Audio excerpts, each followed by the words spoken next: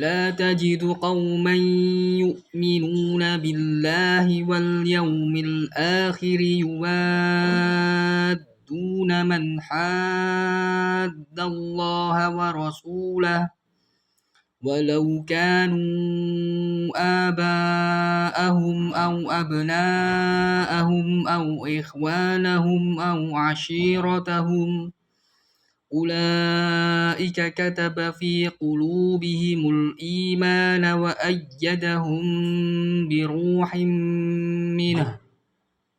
ويدخلهم جنات تجري من تحتها الأنهار خالدين فيها